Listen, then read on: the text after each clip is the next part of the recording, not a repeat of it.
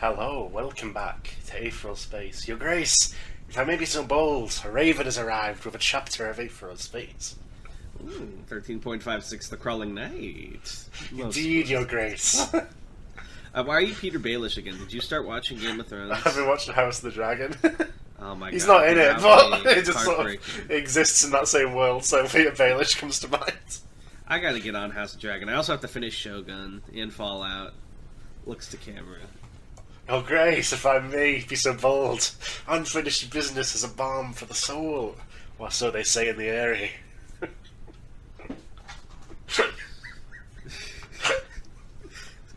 I love how all you had to do was watch the prequel and immediately it's back. It's like it never left.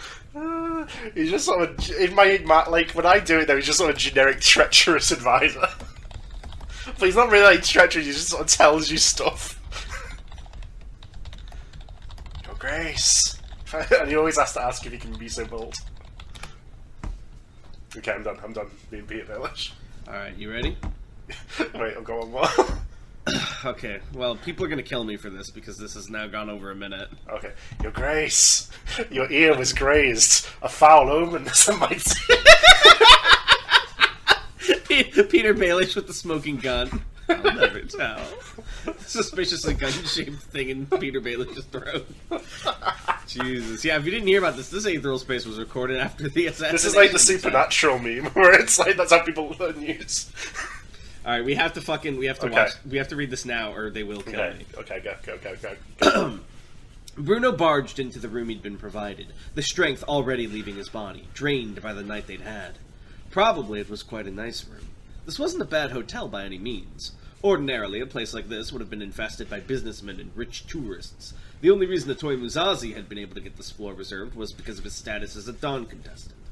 Even Musashi is single-handedly holding up the hotel industry of Azamar. That's what I'm saying. Even so, though, Bruno wasn't in a state to appreciate any of this. The cold silence of that room still lingered inside his ears, a rejection, or even worse, an absence. He collapsed face first onto the bed. It was comfortable. That, at least, he was in a fit state to appreciate. Serena's voice came out of their shared mouth, muffled by the bed sheets. "Bruno," she said quietly, "you okay?" "He wasn't even listening, was he?" Bruno muttered, voice dull. "He wasn't there. He doesn't care. Why would he be listening?" "I think he was listening, Bruno. It's like you said. Mr. Dragon wouldn't leave something like that just a chance." That made sense. He told himself that before, and he told himself that now. It made sense that Dragon would have been monitoring the situation carefully. Was that really true, though? Or just something he was desperate to believe? Bruno?" "Yeah," he replied, eyes closed. "I didn't know you felt that way about..." Bruno felt heat rise to his face.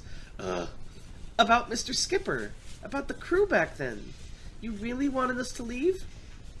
Bruno was silent for a moment, and then... "Yeah," he said softly. I didn't think it was going to end well. Any of it." Serena was silent for a moment, and then... "Well," she said slowly, "I think maybe you were right about that, Bruno." Bruno slowly opened his eyes. "What do you mean?" "Look where we all are," Serena said simply.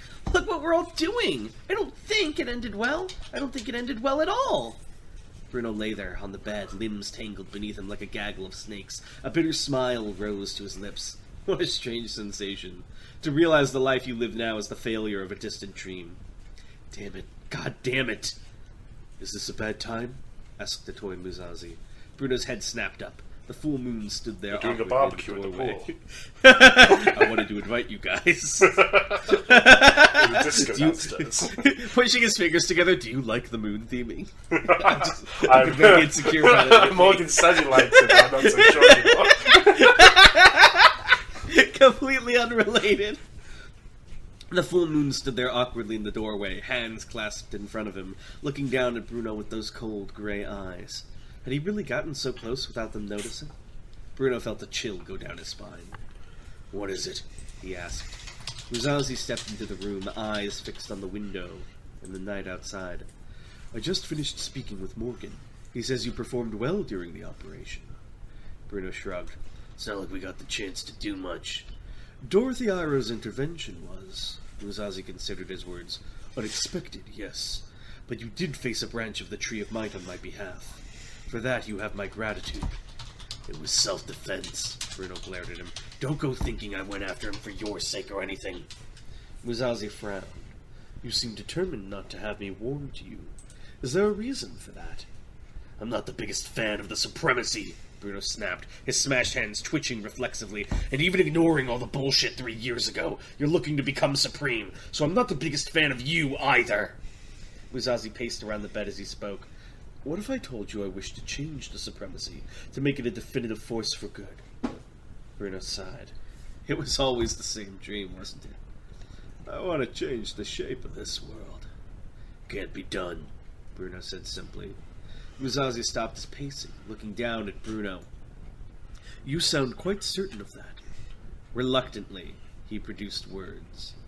The supremacy is a force of domination, by definition, Bruno elaborated, looking back up at him. If it can't stamp down others, it can't exist. It's like trying to turn a sword into a tool for non-violence. Can't happen. A blade can be used for eating just as much as war. Musashi, are you going to tell me you're using your long-ass fucking radiant to chop vegetables? I think it could, as radiance can be used for cooking more than most abilities. You can cook, actually produce heat. A nice sear, radiant sear. Morgan, throw me a hot dog. And Morgan's like, I don't know if this is safe to eat. Yeah. it's like shittily cooked. Yeah. Yeah. In any second I can pick up the knife and stab you over the dinner table, Bruno snapped. Only thing that's changing is the set dressing. The actual blade doesn't change. But if the blade is made dull, Bruno raised an eyebrow. It's not changing it, that's breaking it. Musashi stood there quietly for a moment. And then, it seems we won't agree on this matter. It seems we won't. All the same, the full moon straightened up, hand on the hilt of a sword that was not here. You made me an offer before this operation, and I'm now ready to give you an answer to that offer. Bruno's other eyebrow joined the first. Yeah? Musashi nodded. Yes. If you can help me reach the finals of the Dawn contest, I will help you find Ruth Blaine and clear her name. And there is Dragon Hadrian. You fight for his sake as well, don't you? Slowly, Bruno nodded. Musashi took a deep breath. I will do all I can not to kill him. I know this took strength beyond strength. This was Mariloco looking at the Hexpa right now. Bruno was silent for a moment. And then... Okay, he nodded.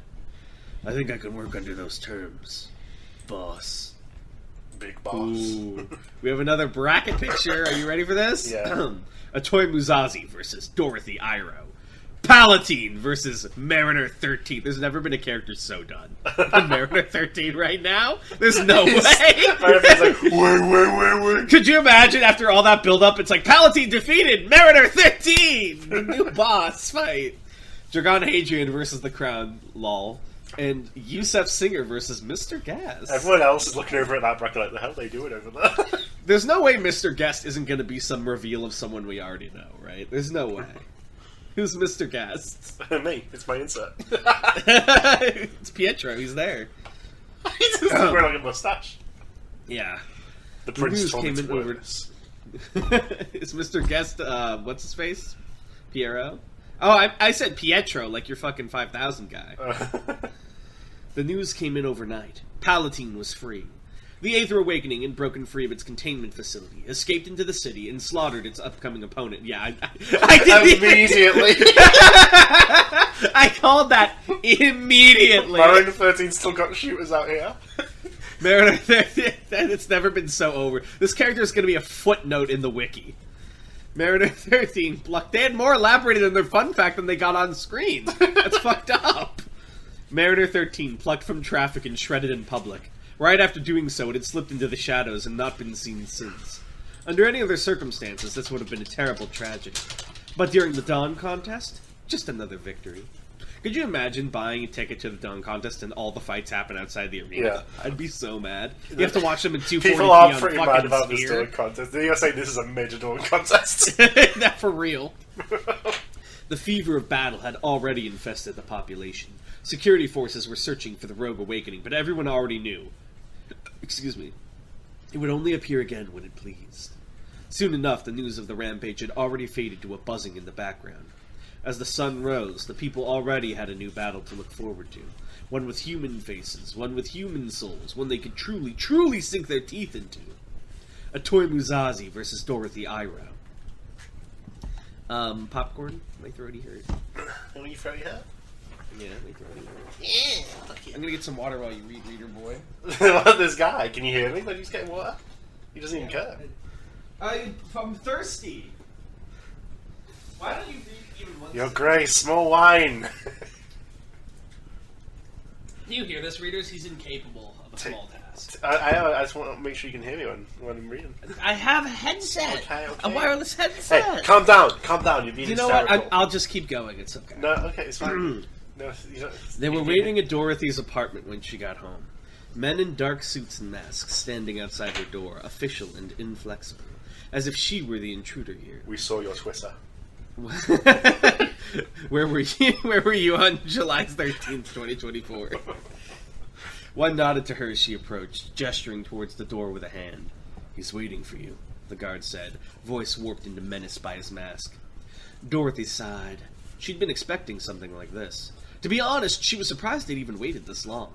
Without giving the guards another glance, she stepped forth through the door, her face already grim. It was like she'd stepped back in time. The third minister stood waiting for her in her lounge. This is Dragon's lackey, right? No, third minister is like top dog, one of the 3 top dogs. Oh. He hadn't changed since the last time they'd met in person. Short brown hair and a calm, placid smile beneath seemingly tired dark eyes. Seemingly was the key word. Fatigue didn't exist behind those dark eyes. As far as Dorothy could tell, very little did. He nodded to her as she entered her own home. One of the 3 wise men. One of the true powers behind the supremacy. How much do we want to bet these wise men are already under Nyan's control? If we want to make bets in the comments. "Welcome," he said in that kindly voice of hers. Wait, what? Oh. Sorry. I'm speaking with your kindly voice. I thought I'd borrow it. I was like, is this like Tokyo Drift gender fluid? "Welcome," he said in that kindly voice of his. "Do you want to take a seat?" Dorothy crossed her arms. "No." The plastic smile didn't so much as twitch. "Well, here's someone who wants to get right down to it. Kinda anxious to get to it. Huh? No? Have you been keeping healthy? I've seen you on the videograph, of course, and in other places, but people can hide sickness pretty easily, can't they?" "Yes." He raised an eyebrow. "Yeah, you're keeping healthier. Yeah, people can hide sickness pretty easy. I don't know which one of those you were answering. Could you let me know?" "Yes." "No," he snorted. "I sure walked right into that one, huh? More fool me." She said, "What?" It's a saying. More... Okay. She said nothing. She glared at him. This was a man. This was a force that she wouldn't yield anything to. The 3 wise men would have to fight hard to get more than single-word responses out of her. The ministers at the head of the body, the bureaucrats who truly controlled the movements of the Supreme, had pulled her strings once already. She knew the dangers of showing any weakness, Sorry, I lost my place. She knew the dangers of showing any weakness at all, to men like them. That was a path that ended with a bloody sword, and far too many promises to hold on one back. "It makes me sad that you seem to think we parted on such bitter terms," the third minister said, hands behind his back, his eyes half-lidded. "That's not how I remember the situation at all. You wished to leave our service to return to the duties of a normal special officer, and we chose to allow that. It was perfectly amicable on both sides." She said nothing. She glared at him. "Is there a reason you're feeling this way now?" the third minister asked, taking a step closer. "If I recall, at the time you were mumbling and keeping your eyes on the ground, yet now you seem to be brimming with confidence. It's wonderful to see a person come into their own. But I can't help but wonder if maybe you've misinterpreted the past a little as a result?" She said nothing. She glared at him. "This isn't the Mr. monologue, Gaslight. you know. You're free to respond." "Fine." "What do you want?" she hissed. The third minister's smile widened just a tad, and a shudder of revulsion went down Dorothy's spine. In some small way she'd given ground to him. She knew that would have made his heart dance. "I wanted to congratulate you," he replied, taking another step closer, "on your victories in the previous round. And the victories I'm sure are to come. You're in fine form, but then again, you always are, aren't you? Even restricting yourself to just your voice, you've achieved such fantastic results. We're really happy for you. She said nothing. She glared at him. So happy, in fact. He took another step closer until he was looming over her, that kindly smile still on his face, that we wanted to make sure you understood that we still hold friendly feelings towards you, and we'd certainly be happy to see you as supreme. He put a hand on her shoulder, cold and overbearing. I, especially, would be happy to see you ascend, Dorothy. His thumb brushed against her neck. He leaned in closer. The room pressed in, suffocating. She said nothing. She glared at him, but now the glare was different. Now it was a glare from years ago. Now it was a glare that held the promise of a red sword. The third minister seemed to get the message and quickly released his grip. Even so, though, his smile didn't waver. Perhaps he'd already gotten what he wanted. Perhaps he'd regret that. Her glare didn't lessen in the slightest. If anything, it only grew sharper. The room just continued to become colder and colder. In response, the dark pupils of the third minister began to rapidly vibrate, such that they almost seemed to split in two. The tiniest migraine began to lurk in the back of Dorothy's skull. She parted her lips, just slightly. Planning to use your killing engine on me? I thought the Innements were all dead. Well, they're thought to be, like, all but gone, yeah. Okay, because I was going to say, someone asked about it, and I was like, no, they're all dead. That was a flashback, and now I look like an asshole. Fuck. This guy bringing his head cannons out. You said they were all dead! I said they were all but dead. You mentioned the statue about it! Oh my god. Well, the big crisis when they all popped up at once is done. Yeah. Planning to use your killing engine on me? The vibration stopped, and the headache faded. Is he Newman? That's what his killing engine, basically, yeah. That's so funny! Why is he just Newman? That's awesome! The third minister's smile faded with it. No, it'd be an error on my part. And besides, I'm unsure if it would even work on a master of infusion such as yourself. How the fuck... But it's... killing engines are biological, right? They're not aether. So how's he doing that? Well, is it like a frequency he's emitting? Yeah. If you look into his eyes, he can mess with your brain. Damn it, he got me to talk to him. She blinked, slowly. I'd like for you to leave now. Of course, the third minister replied, thoroughly satisfied. Good luck on your match tomorrow. Can Innements know Aether? Yeah. Oh, fuck. Humming to himself, he brushed past her and strolled out of the door, hands once again clasped behind his back. The door slid shut behind him. Dorothy stood there for a good long moment, listening to the guards outside leave, before she allowed herself to let a long, shuddering breath of relief. Dorothy took a step forward, and then immediately stopped. The third minister had left something behind for her. There, lying on the coffee table, was a single black feather. She took a deep breath. Burn! The flame seized hold of the past and quickly devoured it. Ooh, what was that feather? And what does he mean by only her voice? Very, very interesting. You're a bastard. Thank you. I hate you so much. I'm glad to not have noble blood. Weiser asks if regular fusion is possible with Aether. Like fusing hydrogen into helium or splitting uranium. Yeah, absolutely. Okay. It would be very top tier, though. Absolutely. Well, I assume that's already what Cold Harvest did. The Widow's ability was, like, related to that. Is it like cold fusion? Cold Harvest is a good technology they have that we do not. I think that was our only Aether question this week. I'm trying to think if there's anything else to ask. But I think we kind of nailed it all down. Shit. So, how are Starshield fans looking right now? Starshield? Oh, you didn't know? That's the going ship name for Bruno and Dragon. I mean, on one side, they should be happy. On one side? That's fucked up. Oh, man. I'm really excited to see what they do. Also, I have a question. What's Mariloko up to? Well, he's in the hospital right now. I was wondering, is he going to join Musashi? Is he Team Zazie now? I won't tell you what he'll do, but I'll tell you he's not done in the series. He will return. He will return? In Avengers Endgame.